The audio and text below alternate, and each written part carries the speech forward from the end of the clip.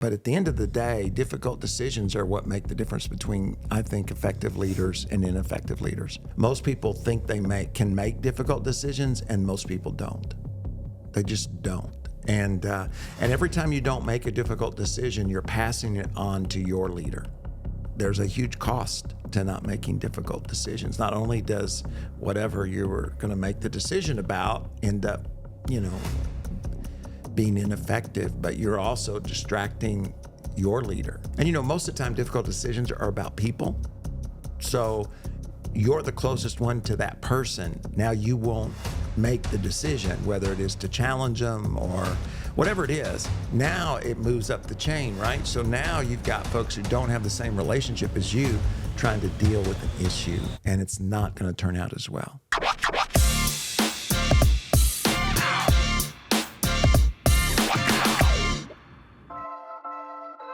Hey guys, welcome to the Troy Gramling podcast. This is what you call season 2. Season 2. 2025. Yeah. And it's season 3 because we're just about to celebrate 100. Come on. And I think 100's got to be at least 2 seasons. Yeah. It can't just be it one. may be. We may be in season 5 or 6 at this point. Let's say if you do 50. Ooh, that's a lot. This is season 5. About to start season 5. 25 seasons in each, 25 episodes in each season. What dramatic event is going to take place in season 5? Oh, I don't know. It's kind of like what do you call those things? A main character's going to die? That's not going to happen. That's me or you, I guess. That's not going to happen. Hey guys, I am glad you're here though. Our goal is to build a sense of community, do life together, and reach our potential. We're all on different journeys, but we're running after the same thing. We want to be who God has created us to be. And I have once again with me, you've already heard from him, but his name is Carson Gramling, and he is a father. Yes. You look very rested to be a father. I absolutely. I'm very rested. Kid never cries, never. I just sleep. The kid? You can't call him by name. The kid never cries. That thing. Oh, what have I taught you? What have I taught you? Learned everything from you. So here's what we're going to do today. We're going to talk, start the new year, I thought, by answering questions, right? Yeah. Questions you have, questions people have about leadership. Now, in no way am I saying that we have all the answers, but we have some of them. Hopefully. We have a few of them. And we'll give you our opinion, and then you can get someone else's opinion. You can put them together and have a good opinion. Kind of like it's like a cake, right? Cake is not just made of sugar. It's not just made of flour. It's made of cake. It's made of sugar and flour. It's made of eggs, all that kind of stuff. So absolutely. I am the sugar. What are you? I'll be the leadership. eggs. You're the eggs. You're the eggs of leadership. So you have to go somewhere else for the flour and the heat. SNL brings the flour. Oh, okay. That's right. And the weekend brings the heat. There we go. Come on. That's something right there. So here's question number 1. What qualities make a great leader? What qualities make a great leader? I'm going to tell you, I think the most important quality is consistency. Yeah. Or perseverance, whatever word you want to use. I think one of the biggest mistakes we can make as a leader is cast a vision towards something we don't have the commitment to accomplish. Yeah. Or the perseverance to make it happen. As a pastor, it happens all the time. That's why churches don't trust pastors, because the pastor comes in, casts a big vision, and then God calls them somewhere else because life gets difficult. Yeah. And I think we're always tempted to do that, right? Spouses do that. Hey, I love you forever. I do. And then they don't. And then you see the next generation says they don't want to get married. So the biggest mistake we can make as a leader, I think, is not to commit to a vision that we're casting. That's good. Yeah, I would definitely agree with that. Another one I would give is self-awareness. I think that, when you're the leader, there's often times where people will no longer go to you. When you're not the leader, people are very open with what they think of you. When you become the leader, they're open with other people, but not you. And so there is there becomes a high necessity for the ability to be self-aware, to know where you messed up, where you didn't get it right, where you could get better. And I find that also gives you an immense amount of respect with the people that you are leading. When, it's never fun to have a boss or CEO or whatever, where you're like, they have no idea like that they're doing this or doing that. And I think once, when your employees or the people who are, work for you, when they know that you see it, that it's not something that's just, unaware to you, but that you are aware of those things, I just think it makes those people much more excited to work for you. Very good. Very good. Question number 2. That's good. Nothing to add. I don't know if you noticed my shirt, though. I got the duck. You know why the duck's on there? Why? Because somewhere on here it says the Peabody Hotel. And there is a duck leader. That's what made me think of it. I think he's called the Duckman. I was wondering where this was going. Or the Grand Duck. I don't know what it's called. But he has a hat and everything. He leads the ducks down. That's what I'm going to call you from now on. The Grand Ducks. You're just leading a bunch of ducks. Question number 2. Yes. How can I improve my leadership skills? What's one thing somebody can do to be a better leader? I think it's taking ownership wherever you're at. Really being a leader is just having weight. It's carrying weight, having ownership. And so I think you can do that no matter where you are.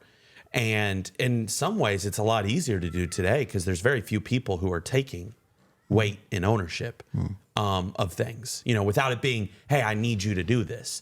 When there's something that no one wants to own or run with, take it and create a system, create a strategy, build a group of people who are going to help you accomplish that vision, that goal. And so I think the one of the biggest things is definitely taking weight and ownership exactly where you're at, not waiting until, once I have the title, once I have the responsibilities, once I get the paycheck, but right where you're at, what responsibilities or roles could you take weight or ownership over?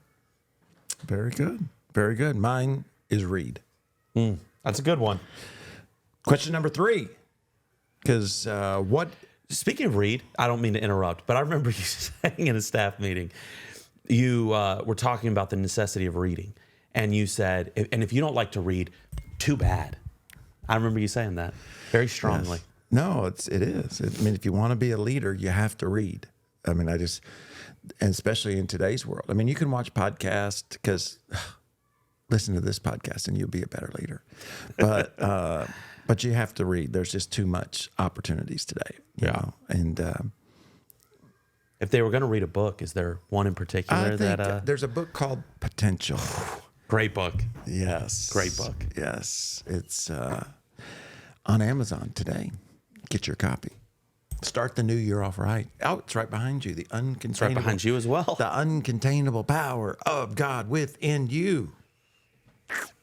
Okay. Thank you. Anytime. All right. Next one. I don't remember what number we're on. 3. But this is a good question. Yes. How do I handle conflict within my team? And sometimes the conflict, this is saying here within the team, sometimes conflict is team members who are in conflict with their families, those kind of things. I would just say, again, I don't want to oversimplify things, but I think you just have to deal with it, not ignore it. The temptation is always to ignore conflict.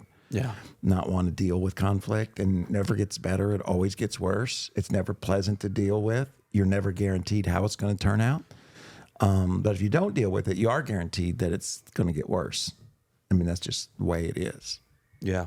I think in a practical way, if you're someone who doesn't like conflict Which most people don't. Correct. Yeah. Nearly all people.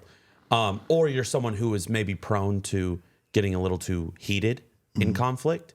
I would say that something that you are big on is question asking. When you're going into a conflict, just ask a lot of questions. And I find that not only does that help work to the core of what's really the issue, because sometimes a conflict can dissolve, but it wasn't figured out. And the moment something happens again, it reignites even more. And so to really resolve that conflict, you got to find what's the core issue going on here. And questions are the best way to do that.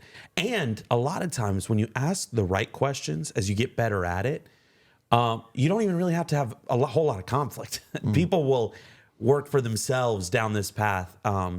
They may not be willing to accept it, but you don't have to have this huge conflict where you're trying to prove someone wrong or they're trying to prove you wrong. Kind of just ask questions, and it leads to everyone kind of being, understanding at least the same page. No, that's good. All right. What are effective ways to motivate a team?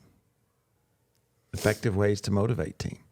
And, everybody always says, well, pay more. And I mean, there's no doubt that money is important and that money motivates, but all the studies say that money is not the highest motivator in people's life, and that meaning is a big one. Yeah. How does what I'm doing have meaning? Yeah. And we we all tend to forget that. We were talking on another podcast in the month of December with one of the store directors from Target, and it's like, you can easily see yourself as someone who works at Target, as someone who's just selling stuff. But really, you're impacting the lives of people. I mean, we've all went to stores where we left frustrated and angry, and we've left stores where we felt encouraged, because of the way the people treated us. So, there's meaning in anything that we're doing if we look for it. Absolutely. And getting good at helping people see it. Yeah. Like, it's easy to feel like those little things, the conversation with the person at the store, doesn't mean much. And so I think as a leader, you've got to learn the ability of helping the team see those small wins. You know what I mean? Really be able to see those moments where, someone was able to be loved on, cared for, whatever it may be. Seeing those little wins as big wins. Oh, that's good. All right. Moving along, how can I identify my leadership style? I would say by leading. I mean, it's one of those that's, it's, not a pretty answer, but I think that really the only way is by getting out there and leading. I remember it wasn't too long ago that we on the podcast talked about communication, and you kind of shared about, learning to speak. And I remember a lot of when I started speaking, a lot of it, of what I learned came from you. And I remember you telling me, you'll learn your speaking style by speaking. You can't really learn it while not speaking. Right. And I think the same thing is true for leadership. It's going to be really hard to learn your leadership style unless you get out there and you lead. And you take, like we said earlier, you take ownership of whatever it is that's been, that you're able to. And as you do that, a natural style will start to come out, the way you best lead people, the way you best connect with people and motivate people and inspire people will just naturally start coming out as you do it. But I just think it's as simple as just getting out there and doing it. That's good. You invite people in, they'll give you some insight. There's Erwin came out with a book last year. I think it's called The 7 Frequencies, which is, again, there's lots of different books that you can read that do you have a coaching style? Are you a rancher? All these different ways that just try to give language to the style of leader you might be. What would you say is your leadership style? I think, coaching, because that's what I was always going to be. So I just think that's the way I learned to do stuff. Mm-hmm. But, I think you're always kind of, and it probably changes over time too. Your role changes. How big is your team? Yeah. What's needed in the moment. Yeah.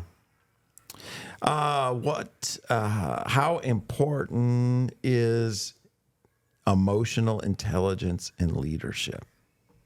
And, by the question that it's important. And it's one of those things that everybody thinks they're good at, that few are. And we all think we read a room really well. And, not a lot of people do.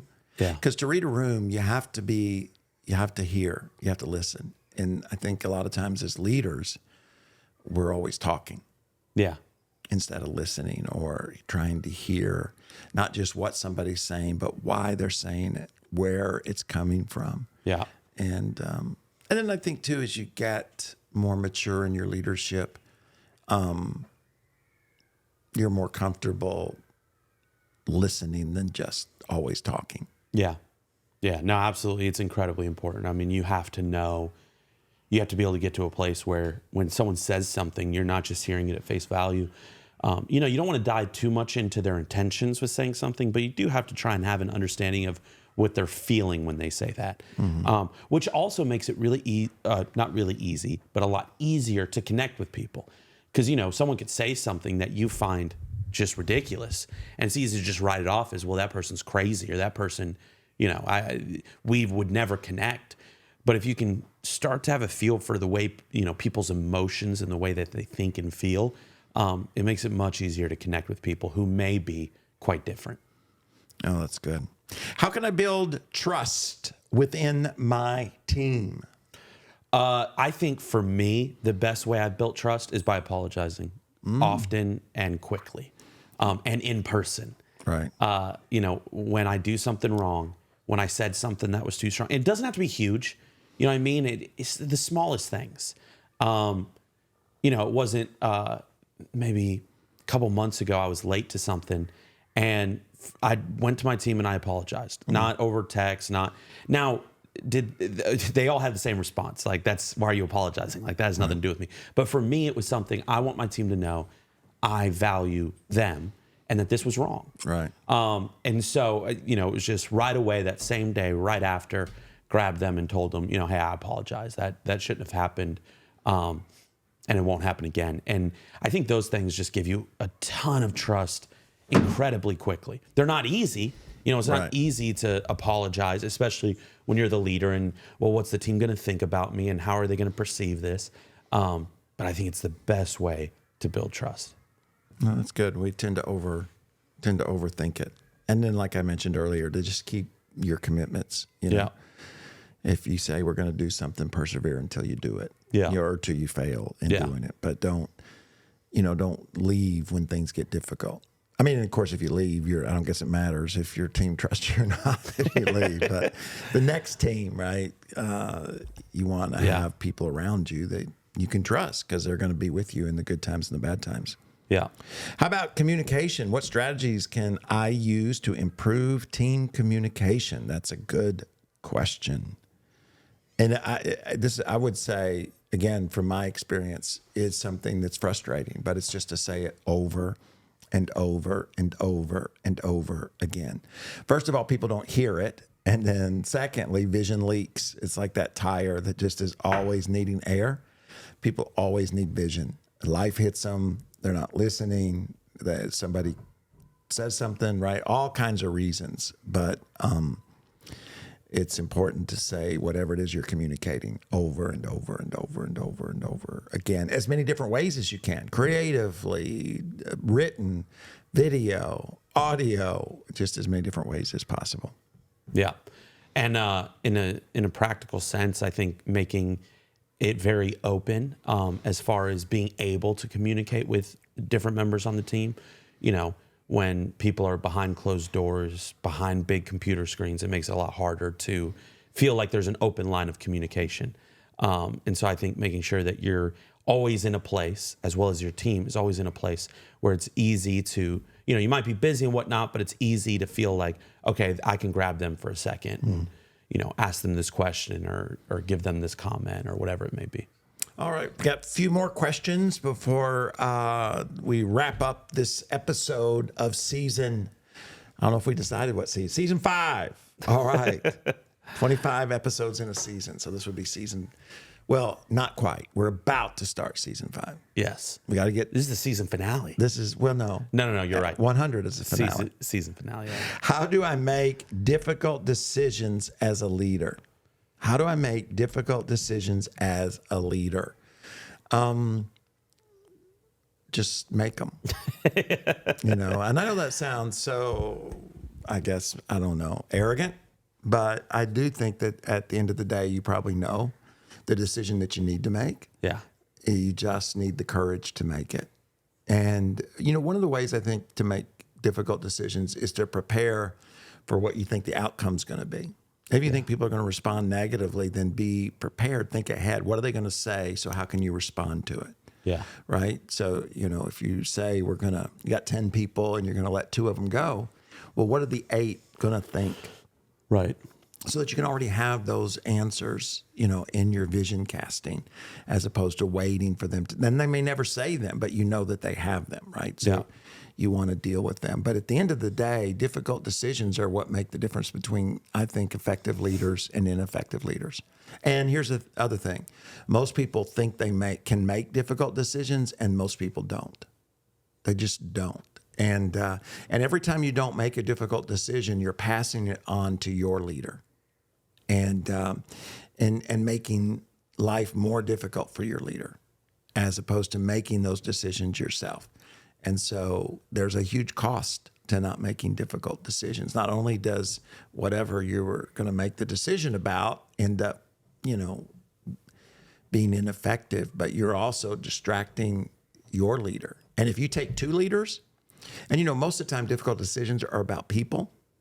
So you're the closest one to that person. Now you won't make the decision, whether it is to challenge them or whatever it is. Now it moves up the chain, right? So now you've got folks who don't have the same relationship as you trying to deal with an issue, and it's not going to turn out as well. So, it's really important to make tough decisions. Absolutely. Agreed. That was good, wasn't it? It was. There's no need to add to any of that. All right. How do you assess risk when making leadership decisions? For me, I don't assess it a lot. It's not something I think too much about. I just think you want to think about what you're risking if you don't. I think we tend to think about what we're risking if we do. But I think you have to think about what you're risking if you don't. We all know the stories of the businesses who stopped moving forward and they lost everything. Whereas I think sometimes we feel like, okay, if I don't take this risk, I'll stay where I'm at. But we just don't see that in our world. And so I think that a big part of assessing risk is, okay, if this is, a new creative, the future, and I don't take that risk, well, I am risking my livelihood because it's shown the world is always going to move into that future, And so I just think that one of the biggest things is making sure you assess the risk on both sides, not just if we do, but also what's the risk if we don't. That's good. Yeah, thinking through. And I just think on the negative side, in other words, what's a negative thing that can happen if I make this decision? I think, again, it's just being ahead of it. If I'm going to make a decision I don't think you're going to like, then what's my answer? You know what I mean? Right. It's beyond just because I'm the boss, kind of like parents sometimes, and I'm not saying that's never the case where you just say, well, it's because I'm your dad or because I'm your mom or whatever. But I think if I can think ahead, then I can, run interference for some of those things and answer people's questions and so that when they get home and their spouse asks them, they got an answer. Right. Because I've thought through it. So I think you can do both that way, but that's really, really good. All right. How do you maintain morale during challenging times? That's a tough one. Well, I think a lot of ways you do that, is that you have to do that before challenging times. In other words, if you don't have strong relationships going into challenging times, it's going to be really difficult. Yeah. At the beginning, maybe you give people time off, maybe you give more money, maybe you dress up like Santa Claus, right? Those are all great things, but if you don't have relationships, they're not going to last very long. Yeah. And so you have to, during challenging times, that's when those relationships are really important so that people know your heart. Yeah. And they know, what you're trying to do. Even if they don't understand it, they trust your heart. Right. And, challenging times are called challenging times because they're challenging. And so there's no quick fix, and be careful not to get frustrated because, it's challenging. And so people feel that sense of challenge. Right. And, again, the more mature you get, the more patient I get in some sense in understanding that that's not the end of the world. People are going to go through difficult times. Right. People on your team are going to struggle in their marriage. People on your team are going to get sick. People on your team, and you want to partner with them through those things. But you don't have to freak out about those things. Would you say the same is true? Like right now, churches really across America, at least, are going through challenging times. So you got the dealing with your team individually, personally, are going through hard times. But then when the organization company is going through hard times, is the approach the same as far as keeping the team motivated and excited? Yeah, I mean, I think again, relationships play a big role in that, and I think consistency and perseverance and not giving up. Yeah. You know what I mean? It's easy to be energetic at a rally. It might not be as easy to be energetic in another environment or situation. So I think, Right. Consistency is just so important. That, all the folks who succeeded in Scripture persevered through difficult times. Yeah. Or challenging times. And now they motivate us because they persevered. Yeah. And then also think it's you got to be aware of the fact that I would just always remember when I started the church years ago, a pastor by the name of Worth Gibson was his name. And he took me for a walk and said, that these good folks that are starting with you are not going to finish with you. And I just thought he was crazy because I thought, I think, okay, they're great people. They love what we're doing. I feel like I'm a good leader. So why wouldn't they? And he was right. Yeah. So, and there's nothing I could have done. That doesn't mean I didn't make any mistakes or I didn't screw up. But at the end of the day, that's one of those things that's going to happen, and you can't let that kill your morale. Yeah. Which is always hard to do because you take it very personal. Oh, yeah. And that's the last question right here. How can I develop resilience as a leader? By going through hard times, I guess. By going through those challenging times. And, I think I remember you one time saying in a difficult season, you would just every time tell yourself, I'm not quitting today. Like we can talk about it tomorrow, but I'm not quitting today. And I think when you just have that attitude of like, I'm going to push forward today. I don't know what to, it even says so in Scripture, let tomorrow worry about itself. Like, I don't know what tomorrow's going to look like, but today I'm going to continue pushing forward. I'm going to continue running after it. And I think, you do that for a year, 5 years, 10 years, whatever your, struggle or challenge looks like. And you find that you're on the other side. And then once you've made it to the other side, the next challenge, I don't want to say is easier. You can, challenges, you can start facing some harder challenges, but at the same time, you have confidence that you can make it through it. You know what I mean? I think what's hard is if you've consistently tapped out when challenges come, that first time of just fighting through it is tough. Oh yeah, bad habits. A lot of times pastors will leave after 3 years, and I've noticed that if they do that a couple of times, they'll do it 5 or 6 times. Yeah.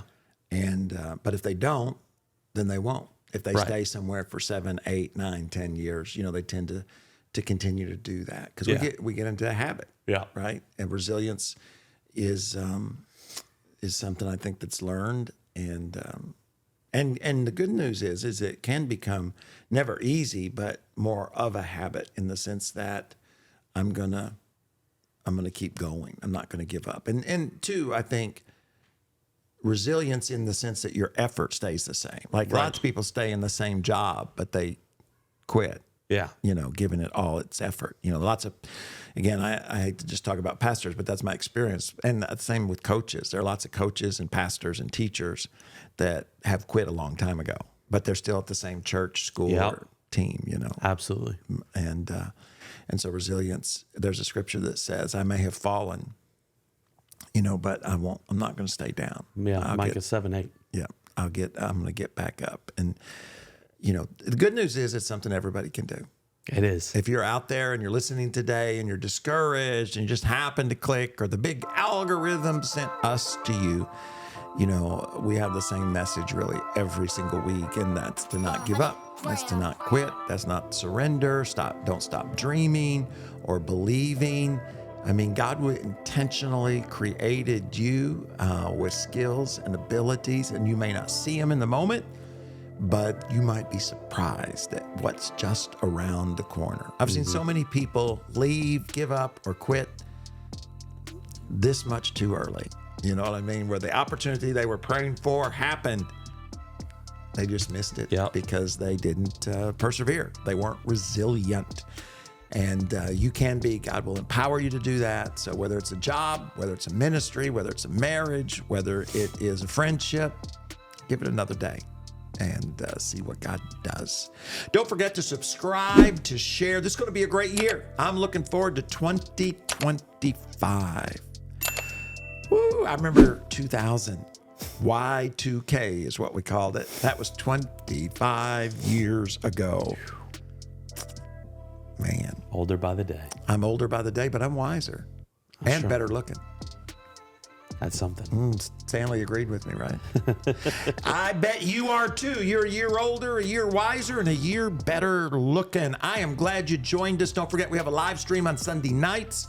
And if you got the book for Christmas called Potential, The Uncontainable Power of God Within You, don't only read it, leave a review. We love you guys, and we'll see you next time right here on the podcast. Have a great day.